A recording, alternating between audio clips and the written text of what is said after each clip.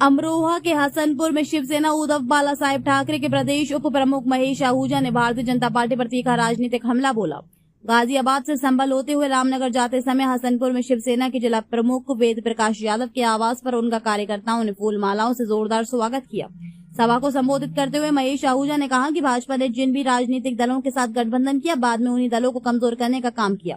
महाराष्ट्र का उदाहरण देते हुए उन्होंने दावा किया कि शिवसेना ने ही वहां भाजपा को मजबूत किया, लेकिन बाद में भाजपा ने शिवसेना को ही नुकसान पहुंचाया।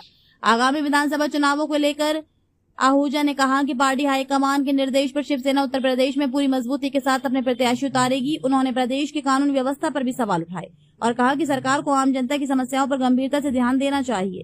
इसके साथ ही उन्होंने प्रदेश में बेसहारा गायों की खराब स्थिति पर चिंता जताते हुए कहा कि उनकी देखभाल के लिए प्रभावी कदम उठाए जाने की जरूरत है।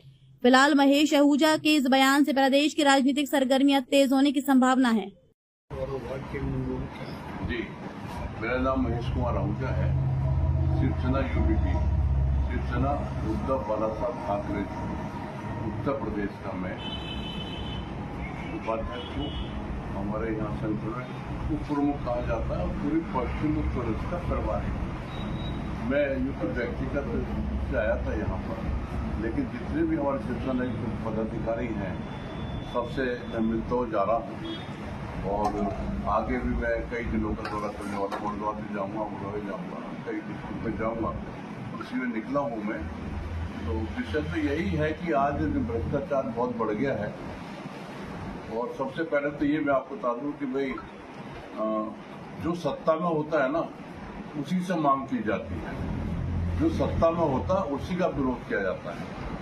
तो और जो हमारा गठबंधन शिवसेना का भाजपा के साथ था, अगर हमारा कोई प्रत्याशी खड़ा होता था हमारे क्षेत्र से, तो हम अपने प्रत्याशी को वोट देते थे। प्रत्याशी नहीं होता था तो भाजपा को वोट देते थे। लेकिन भाजपा पार्टी ने जिसने भी गठबंधन किया भाजपा के साथ में, उस पार्टी को इन्होंने समाप्त नहीं किया। मुख्य तौर पर जितने भी हिंदू पार्टियां थी सबको समाप्त करने का कार्य शिवसेना भाजपा ने किया है। महाराष्ट्र में जो भाजपा गई, महाराष्ट्र के अंदर जो भाजपा के पैर जमाए वो शिवसेना ने जमाए। उसके पहले भाजपा कोई नहीं जानता था। इससे पहले इन्होंने हमारे ही जड़ काटी और हमारे इतना हमारे साथ अन्याय किया कि जैसे दुश्मन के साथ किया तो उससे ज़्यादा किया है। आप जानते हैं कि पहले हमारा गठबंधन था, सबसे पुराना गठबंधन था, शिवसेना पार्टी ऐसी थी और हमेशा ही भाजपा नहीं रहती थी। और अब विपक्ष में होने के बाद भी वक्फ बोर्ड का मामला लोकसभा में आया तो उसमें भी शिवसेना ने इनको सहयोग किया। लेकिन अमित शाह गृह मंत्री के कहने पर हमारे साथ धोखा किया गया। जो बंद कमरे में बात हुई कि 2.5 साल शिवसेना सत्ता में रहेगी, 2.5 साल भाजपा रहेगी। ये सत्ता में आने के बाद इन्होंने कह दिया कि हम बिल्कुल हमारा कोई ऐसा वायदा नहीं किया। कमरे के आके बाहर निकलने के बाद सब भूल गए और उसका जब हम विपक्ष में बैठे तो इन्होंने हमारा नाम भी छीन लिया, पार्टी भी तोड़ दी और सिंबल भी छीन लिया। आज स्थिति यह है कि सब कुछ इन्होंने अपने अंडर में ले लिया है और जो इन्होंने घोषणाएं की थी कहीं भी खड़े नहीं उतरे हैं। आप लोग सबसे पहले देख लीजिए कि गौ माता की बात है। 1966 7 नवंबर को जितने भाजपा के नेता थे, बुजुर्ग नेता थे, वो जनसंघ के जो नेता थे, सारे लोग करपात्री महाराज, धर्म सम्राट करपात्री महाराज के साथ 1966 7 नवंबर को जो इंदिरा गांधी सरकार थी, 10 लाख से ज्यादा लोगों ने वहाँ घेराव किया था, प्रदर्शन किया था संसद दिल्ली के अंदर।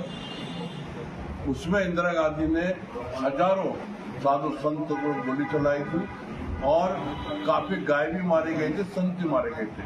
जब करपात्री महाराज जी ने ये श्राप दिया था इंदिरा गांधी को कि आपने जिस प्रकार से गोली चलवाई है उसी प्रकार से आपके भी खानदान इसी प्रकार से गोली से समाप्त होगा। उस टाइम की जो बात है, कांग्रेस ने कहा था ये इतने लोग गौ भक्त हैं, ये सारे जनसंघी हैं, क्योंकि भाजपा नहीं की, ये सब जनसंघी हैं। जो जनसंघ के लोग उसके बाद भाजपा बनी, जो गौ माता की रक्षा के लिए बनी। महात्मा गांधी ने जब आजाद देश हुआ तो कहा कि कलम की पहली नोक से हम लोग गौ हत्या समाप्त कर देंगे। भाजपा के लोग वोट पे, गौ माता की रक्षा के वोट पे जीतते रहे और सत्ता में आने के बाद अगर हम आंदोलन करते हैं, धरना प्रदर्शन करते हैं तो कहा जाता है कि ये कांग्रेस ही है, ये सपाई है। मतलब जब कांग्रेस सत्ता में थी तो वो कहती थी ये जनसंघी है, और आज ये सत्ता में है तो कहते हैं ये सपा के लोग हैं, कांग्रेस के लोग हैं।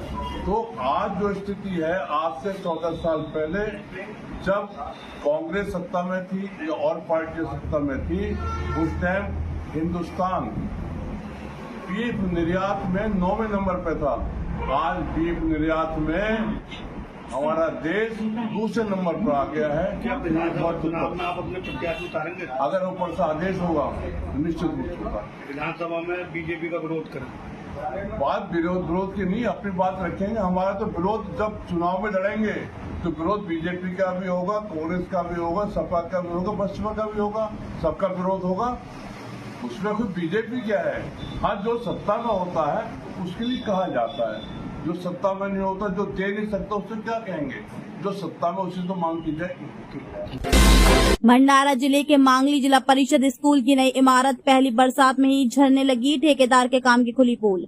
भंडारा जिले के तुमसर तहसील अंतर्गत आने वाले मांगली सिहोरा में 2025 वर्ष में 10 लाख कीमत से जिला वार्षिक नियोजन अंतर्गत बनाए गए इमारत 6 महीने में ही झरने लगी है और दरारें भी आई हैं, जिससे काम की गुणवत्ता पर सवाल खड़े हो रहे हैं।